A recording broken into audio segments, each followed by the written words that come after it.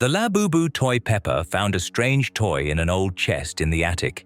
A small figure with big dark eyes and a wide smile. It had a tag, Labubu. The toy was soft but cold to the touch, as if it had been kept in a freezer for a long time. "Can I take it to my room?" Peppa asked Mummy Pig. "Of course, dear. But wash it first, it's very dusty." Peppa took Labubu to her room and placed it on the shelf next to her other toys. The toy stared straight ahead with an unmoving gaze. Something about its smile seemed wrong, too wide for such a small face. At night, Peppa woke up to a strange sound, quiet rustling, as if someone was crawling on the floor. She turned on the nightlight and looked around the room.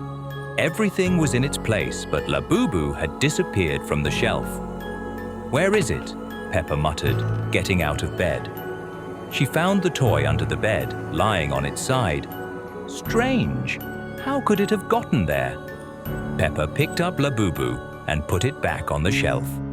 The toy seemed heavier than before, and its smile had become even wider. The next day, Peppa was playing with George in the living room. Suddenly, she heard the patter of little feet upstairs. "Mummy, someone's walking in my room," Peppa said. "There's no one there, dear. Maybe it's mice." But when Peppa went up to her room, Labubu was not on the shelf again. This time, it was standing in the middle of the room, turned toward the door. Its pose was as if it had been waiting for Peppa. "How did you get here?" Peppa whispered, carefully approaching the toy. Labubu was silent, but its eyes seemed to follow Peppa's every movement. The girl quickly grabbed the toy and put it back on the shelf, but this time turned it to face the wall. At night, the rustling repeated, but now it was louder. Peppa woke up and saw that Labubu was standing by her bed, looking straight at her. In the darkness, its eyes glowed with a faint greenish light. "What do you want from me?" Peppa whispered, not daring to move. The toy didn't answer, but slowly raised one hand, as if it wanted to touch Peppa. The girl screamed and turned on the light. Labubu instantly became an ordinary toy lying on the floor. "Mummy! Daddy! What happened?" asked Mummy Pig, running into the room. "Labubu! It was moving! It was standing by my bed! It's just a toy, dear. It can't move." But Peppa saw the truth in Labubu's dark eyes. The next day, she tried to throw the toy away, but it kept returning to her room. First in the trash can, then in the garden, even when Peppa took it to the neighbors. Labubu always found its way back. It began appearing in the most unexpected places. In Peppa's school bag, in the refrigerator, even in the bathroom. Each time its smile became wider and its eyes brighter. One night, Peppa woke up and found that all her toys had lined up in a row, looking at the bed. And in the center stood Labubu, like a commander of an army. "Now you understand," whispered a voice that seemed to come from all the toys at once. "I'm not just a toy, I'm a collector. And now, you're part of my collection." Peppa wanted to scream but couldn't move. Her body was becoming stiffer, like a toy. She felt her skin turning to plastic and her thoughts slowing down. "Don't worry," said Labubu, coming closer. "Being a toy isn't so bad. You'll play forever. With me." In the morning, Mummy Pig found a new toy in Peppa's room, very similar to her daughter. It stood on the shelf next to Labubu, with the same wide smile and motionless gaze. "Strange, I don't remember buying this toy," Mummy Pig muttered, adjusting the little dress of the toy Peppa, and Labubu stood nearby, its smile even wider. Now it had a friend, forever. But Labubu's collection wasn't complete yet. In the evening, it heard George playing in the next room. It was time to find a new friend. The other window and Labubu Peppa's room had always had one window. Through it, she could see their cozy yard with swings and a bright flower bed. But one morning, Peppa woke up feeling an unusual chill. On the opposite wall appeared a second window, old, with a cracked dark frame and murky glass covered with strange streaks. Beyond the window stretched not their yard, but a grim forest. Tall, grey trees without leaves reached toward a pale sky.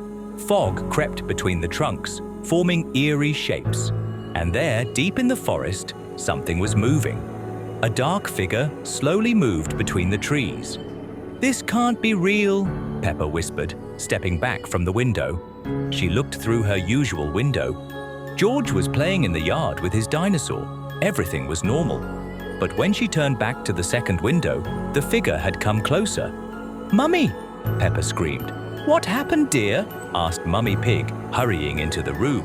"There's a window, a second window, and a forest, and someone's walking there." Mummy looked where Peppa was pointing, but saw only a pink wall with children's drawings. "That's just a wall, dear. You had a very vivid dream. Would you like some warm milk?" "No, Mummy, I'm not sleeping. Look carefully. Everything's fine, darling. Sometimes our imagination plays tricks on us." Mummy kissed Peppa and left. But the window remained. All day, Peppa tried to forget about it, played with George, drew pictures, but by evening, the window had moved lower, almost to her eye level. The fog in the forest became thicker, and the figure approached so close that she could distinguish its long, thin limbs. At night, Peppa woke up to quiet, rhythmic tapping on glass. The window glowed with strange, pale light. Behind the glass, right at the window, stood a figure. Now Peppa could see it clearly. It was a creature similar to herself, but distorted, like a reflection in a funhouse mirror. Pale, almost transparent face, two big dark eyes, a thin, unnaturally wide smile. "Peppa, you can see me," said the figure with a voice that sounded like distant echo. "Who are you?" Peppa whispered, trembling with fear. "I am Labubu. I have always been here, in this forest, waiting for you. You opened the window between our worlds, Peppa. Now I can come to you. I didn't open any window. Go away. But you looked through the window. You saw me. And now I'm here. Soon I won't just be behind the glass, Peppa. Soon I'll be next to you." Labubu laughed with quiet, ringing laughter. Peppa screamed and ran to the door. Mummy Pig burst into the room, turning on the light. When bright light flooded the room, the second window was gone. "Peppa, what happened? She was there. Labubu, she was talking to me. You had a nightmare, dear. No one is here." But Peppa knew it wasn't a dream. The next morning, the window appeared again, but on a different wall. Peppa began leaving notes on the windowsill. "Who are you? What do you want?" But in the morning, the notes disappeared, and words appeared scratched on the glass from inside. "I want to be real, like you. Soon I will come out." One night, something terrible happened. The window opened for real. Cold air from Labubu's forest rushed into the room, bringing the smell of old leaves and something dead. A long, pale hand slowly extended from the window.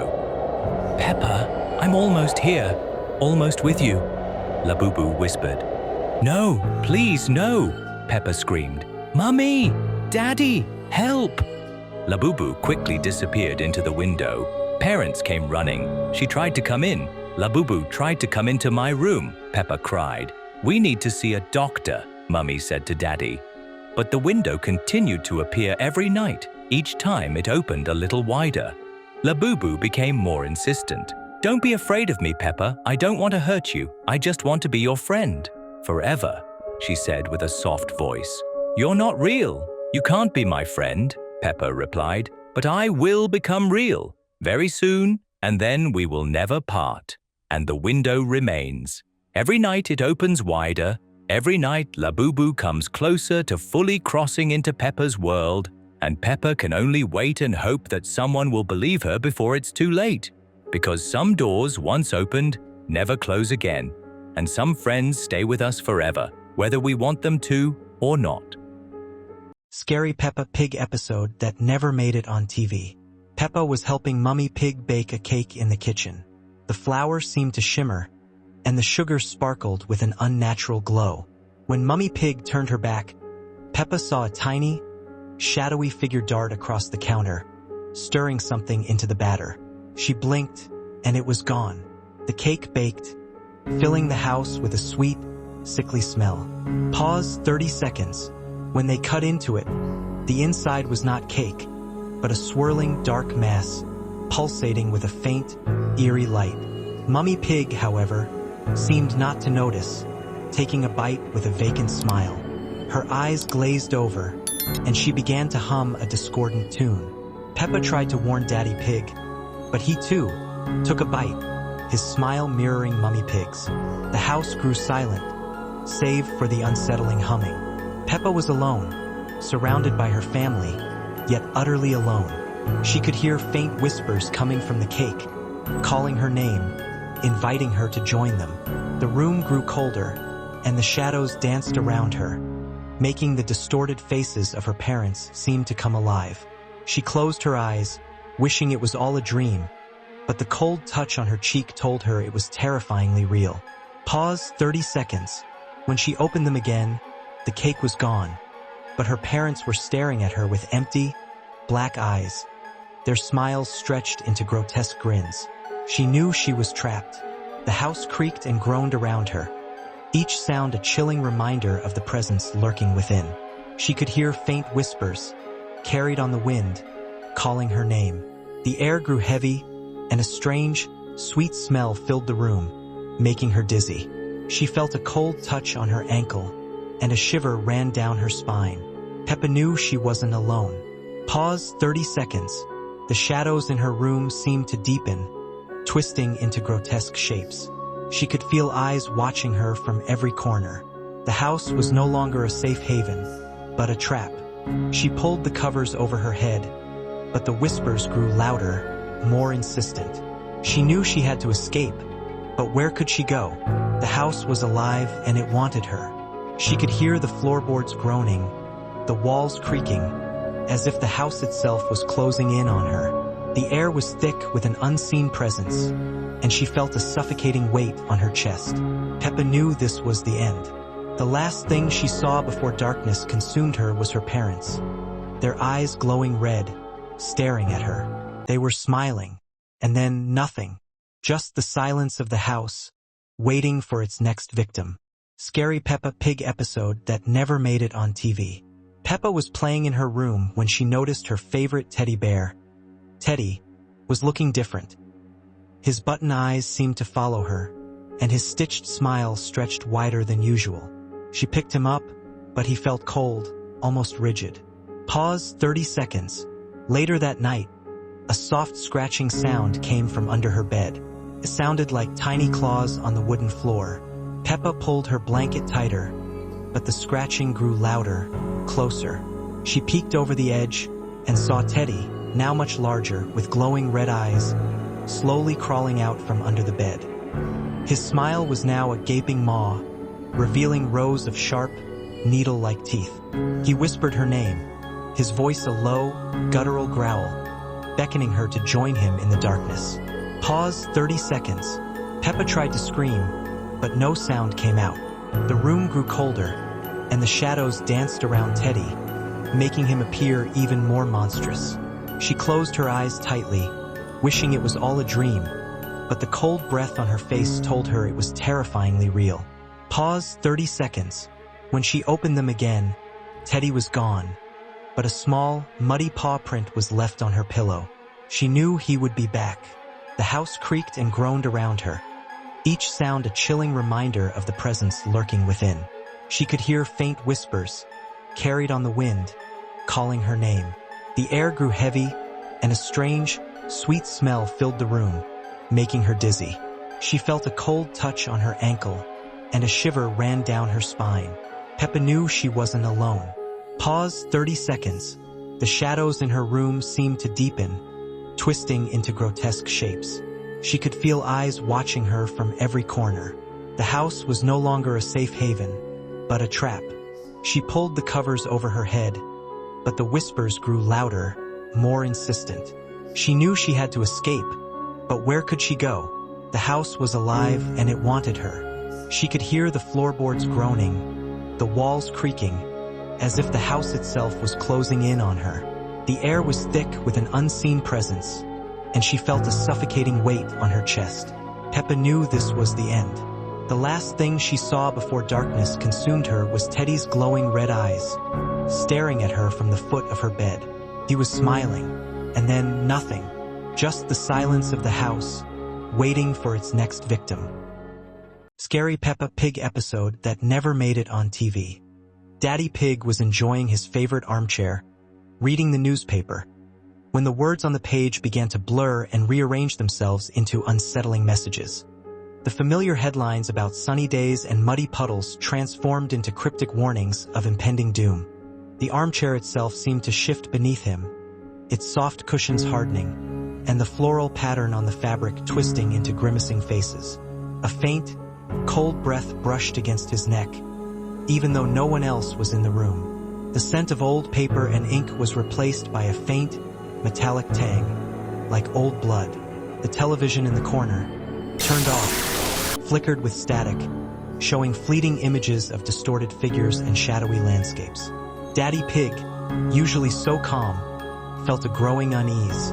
The comfortable silence of the living room was replaced by a low, persistent hum, a vibration that seemed to emanate from the very walls. The framed family photos on the mantelpiece seemed to watch him, their smiles frozen and unnatural. The eyes in the pictures followed his every move. The air grew heavy, and the warmth of the fireplace faded, leaving a chilling cold. The newspaper in his hands felt heavy, its pages turning on their own, revealing increasingly disturbing images. The armchair began to rock gently, but no one was pushing it. The hum intensified, and the shadows in the room seemed to stretch and writhe, forming monstrous shapes. The familiar comfort of his living room was becoming a prison, and he was trapped within its unsettling embrace. The whispers began, soft at first, then growing louder, calling his name from every corner of the room. The house was no longer a home, but a sentient entity, and it was closing in. Scary Peppa Pig episode that never made it on TV. Peppa was playing with her favorite teddy bear, Mr. Dinosaur, when his button eyes seemed to follow her every move. She shook her head, thinking it was just her imagination. But then, a low growl rumbled from within the stuffed toy, and his fabric mouth stretched into a wide, toothy grin. Mr. Dinosaur, usually so cuddly, now felt cold and stiff in her arms. His stuffing seemed to shift and writhe, as if something was moving beneath the surface. Peppa dropped him, and he landed with an unnatural thud, his button eyes still fixed on her. The room grew dark, even though the sun was still shining outside. The shadows in the corners of her bedroom deepened, and the familiar toys on her shelf seemed to lean in, their plastic eyes glinting with a sinister light. Mr. Dinosaur began to twitch, then to crawl, slowly dragging himself across the carpet towards her. His growl intensified, becoming a guttural snarl. Peppa backed away, her heart pounding. The once comforting presence of her beloved toy had transformed into a terrifying predator. The air grew heavy, and the scent of dust and old fabric filled the room, mixed with something else, something foul and ancient. The other toys on the shelf began to whisper, their voices a cacophony of distorted sounds, urging Mr. Dinosaur on. The room felt smaller, closing in on her. Mr. Dinosaur lunged, his fabric mouth snapping open to reveal rows of sharp, needle-like teeth. Peppa screamed, but no sound came out. The room was filled with the terrifying presence of her once beloved toy, now a monstrous hunter. The familiar comfort of her bedroom had become a hunting ground, and she was the prey. Scary Peppa Pig episode that never made it on TV. Daddy Pig was trying to fix the leaky faucet in the kitchen, but the water wouldn't stop. It started as a drip, then a steady stream, and now a torrent, filling the sink and overflowing onto the floor. The water wasn't clear. It was murky and black, swirling with an unnatural current. Strange, iridescent bubbles rose to the surface, popping with a faint, unsettling hiss. Peppa and George watched, mesmerized and a little frightened, as the black water spread across the kitchen tiles, seeping under the cupboards and around the base of the refrigerator. The air grew heavy with the smell of stagnant water and something else, something ancient and metallic. The reflection in the growing puddle on the floor wasn't their kitchen. It was a distorted, shadowy realm, with skeletal trees and a sky the color of bruised plums. Daddy Pig, usually so confident, looked bewildered, his tools floating uselessly in the rising tide. The black water began to churn, and from its depths, faint, glowing eyes emerged, blinking slowly. They were not the eyes of fish, but something far older, far more sinister. The kitchen, once a place of warmth and laughter, was transforming into a dark, watery abyss. The sound of the rushing water filled their ears, drowning out all other sounds. The glowing eyes multiplied, surrounding them, their silent gaze chilling Peppa to the bone. The water level rose, slowly but inexorably, threatening to engulf them. The familiar kitchen table now looked like a small island in a vast, dark ocean. The black water pulsed with a faint, internal light, revealing glimpses of strange, elongated forms swimming beneath the surface. The house was being consumed, not by fire, but by a creeping liquid darkness. The glowing eyes drew closer, their silent presence a terrifying promise of what lay beneath the surface.